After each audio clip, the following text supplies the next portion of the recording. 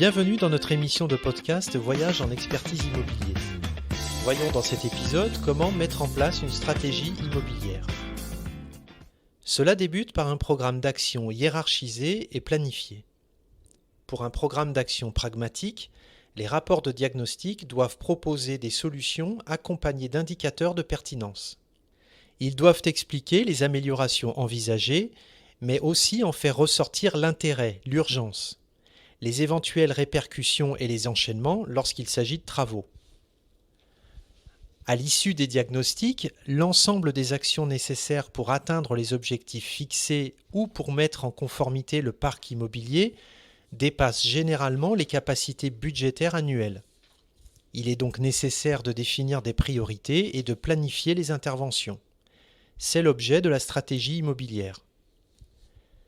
Celle-ci doit permettre de rechercher une cohérence entre les différentes interventions à réaliser, définir les priorités, fixer les échéances, déterminer les besoins et possibilités de financement, préciser les corrélations techniques et temporelles. La stratégie vise plus globalement à dégager sur l'ensemble du parc des options claires à court ou moyenne échéance et au maximum sur 10 ans. Sur les différentes évolutions possibles dont on peut citer le maintien en l'état, la réhabilitation, les performances à atteindre par les bâtiments. Elle doit constituer la feuille de route des interventions sur le patrimoine ainsi qu'un référentiel d'intervention pour chaque bâtiment. Elle s'obtient par la combinaison de deux approches. La première hiérarchise et planifie les actions par thématique, gros entretien, accessibilité, énergie par exemple.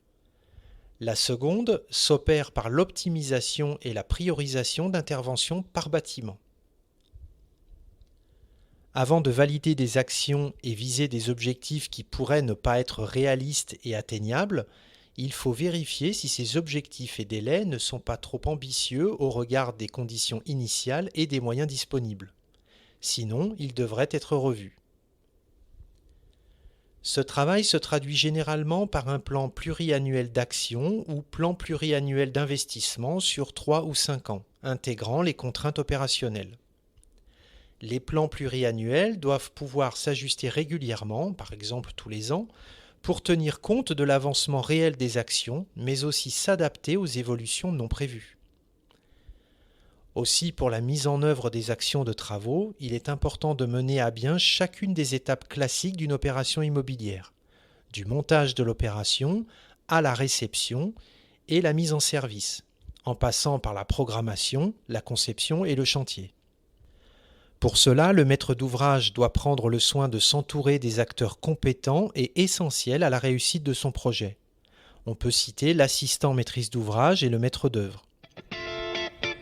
Dans le prochain épisode, je vous propose d'aborder la suite à donner à la réalisation des actions issues de votre stratégie immobilière, qui débute par un programme d'action hiérarchisé et planifié.